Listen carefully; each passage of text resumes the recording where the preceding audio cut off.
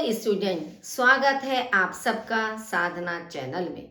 बच्चों, आज हम क्लास 6 की संस्कृत मंजूषा के पाठ 12 राहुलस्य विद्यालयः पाठ का अर्थ आपको समझाने के लिए जा रहे हैं। बच्चों, आप इस वीडियो को लाइक जरूर कीजिए और यदि आप पहली बार मेरे इस चैनल पर हैं तो प्लीज़ उसे सब्सक्राइब जरूर कीजिए और अपने साथियों के साथ शेयर कीजिए ताकि आपके साथियों को भी इसका लाभ मिल सके।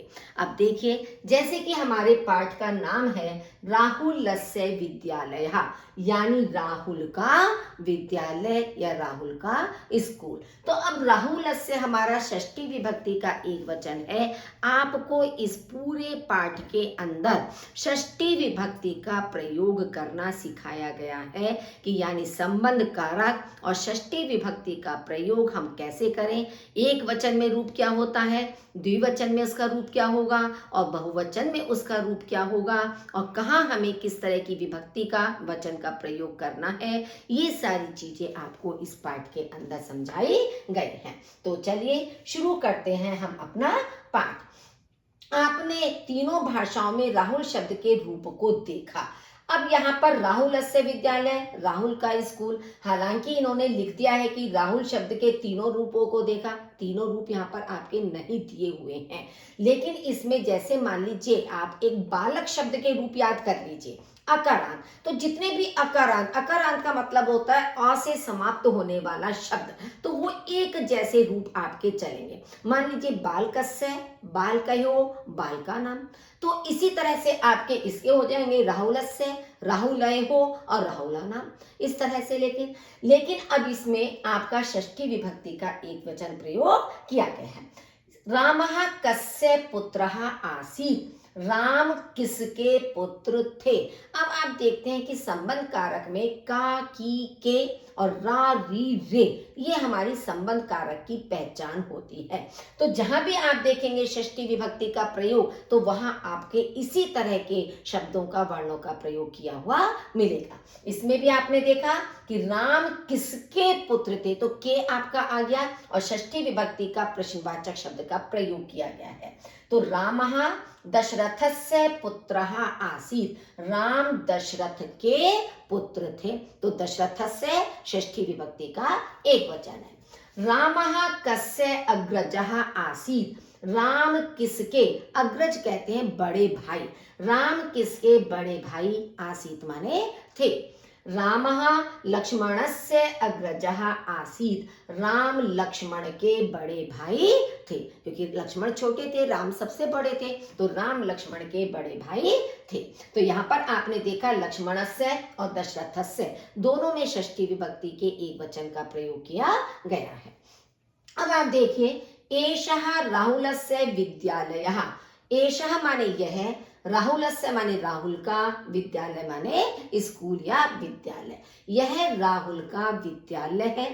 विद्यालयस्य भवनम विशालम, विद्यालय का भवन विशाल है यानी कि बड़ा है। राहुलस्य अध्यापिका छात्रान् पृच्छति, राहुल की अध्यापिका छात्रान माने छात्रों से, पृच्छति माने पूछती हैं या पूछ रही हैं। तो राहुल की अध्यापिका छात्रों से पूछ रही हैं। अध्यापिका, रामायणस्य लेखकः कः, रामायण के लेखक कौन है।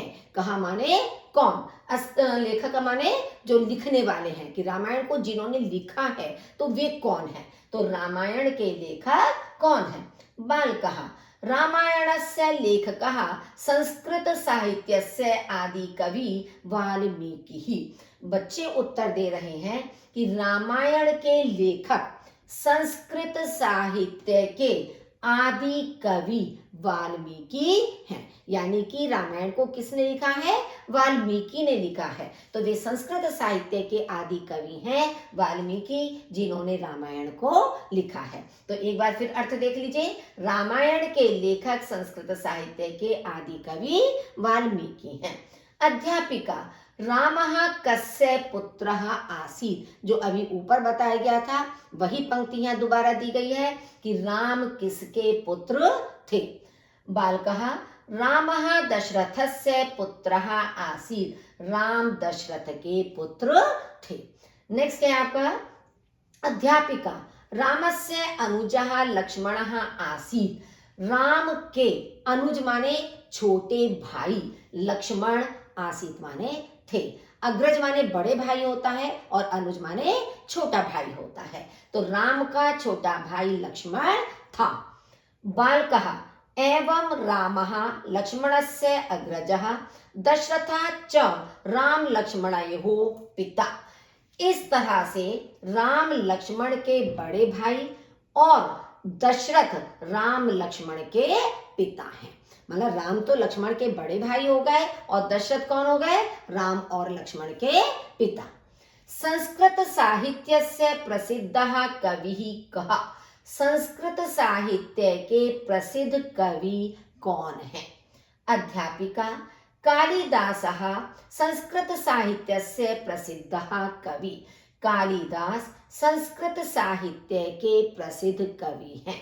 महाभारतस्य च रचनाकारः ऋषिः वेदव्यासः। और महाभारत के रचनाकार ऋषि वेदव्यास हैं। रचनाकार से मतलब है कि महाभारत को लिखने वाले, जिन्होंने महाभारत की रचना की, वे कौन है? ऋषि वेदव्यास हैं। कि ऋषि वेदव्यास ने महाभारत की रचना की तो वे उसके रचनाकार हुए। तो कालिदास संस्कृत साहित्य के प्रसिद्ध कवि हैं और महाभारत के रचनाकार ऋषि वेदव्यास हैं। बालकः एषः खगः कः?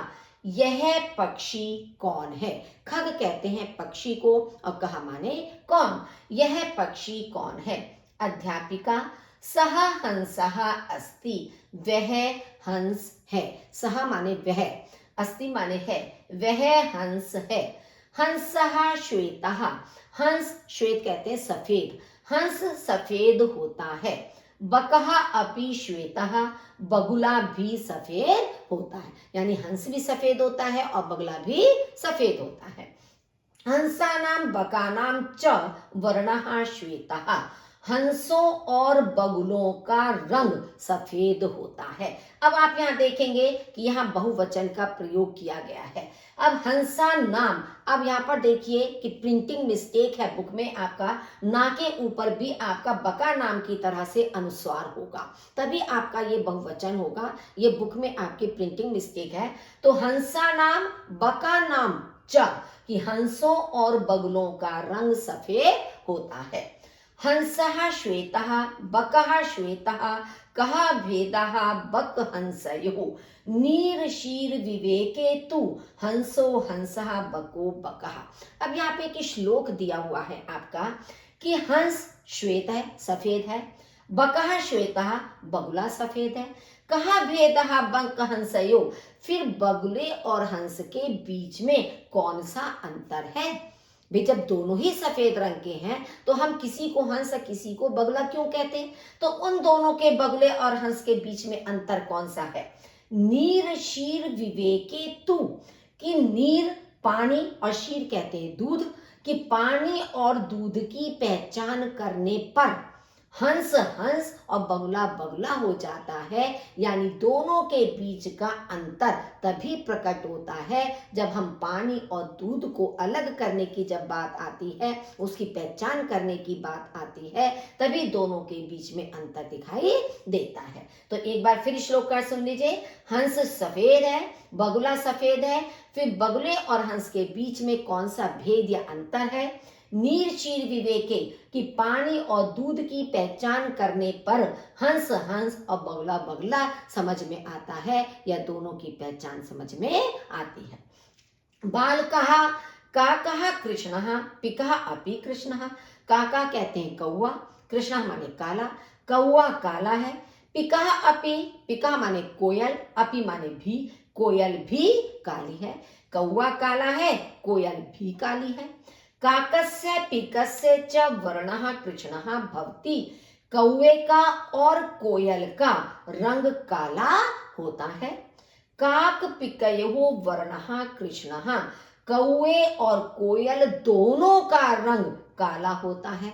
अब आप यहाँ पर देखिए षष्ठी विभक्ति के द्विवचन का प्रयोग किया गया है। भाई कहीं अभी तक आपका एक वचन था और यहाँ पर आपका बहुवचन था। अब यहाँ पर आप देखिए काक पिक्कयो, अभी मैंने जैसे आपको रूप बताया था कि बालकस्य बालकयो, तो वैसे ही आपका रूप आ गया काक पिक्कयो, यानी कौए और कोयल दोनों का रंग काला है। अध्यापिका छात्रः तत् किम अस्ति, छात्रों वह क्या है। तत् माने वह, किम माने क्या, अस्ति माने है, वह क्या है। बालकः तत् कमलम अस्ति, वह कमल है। अध्यापिका कमलम रक्तम भवति, कमल रक्तम माने लाल, भवति माने होता है, कमल लाल होता है। बालकः कमलस्य वर्णः रक्तः, कमल का वर्ण माने रंग, रक्तः माने लाल, कमल का रंग लाल है। अध्यापिका पत्राणां वर्णः कः, पत्तों का रंग कौन सा है। पत्राणां माने पत्तों का, फिर ये आपका बहुवचन रूप हो गया, तो पत्तों का रंग कौन सा है। बालकः पत्राणां वर्णः हरितः, पत्तों का रंग हरा है। पत्राणि हरितानि सन्ति, पत्ते हरे रंग के हैं। तो इस तरह से पूरे पाठ में आपने देखा कि संबंध कारक या षष्ठी विभक्ति का प्रयोग इसके अंदर किया है। आपको रूप याद करने पड़ेंगे कि आप एक अकारांत बालक के सिर्फ रूप याद कर लीजिए, तो जितने भी अकारांत शब्द होंगे सबके रूप आप उसी के अनुसार चला सकते हो। तो बच्चों एक बार फिर मैं आपसे आग्रह करूंगी कि वीडियो को लाइक जरूर कीजिए और चैनल को सब्सक्राइब कीजिए। सुनने के लिए आपका बहुत बहुत धन्यवाद।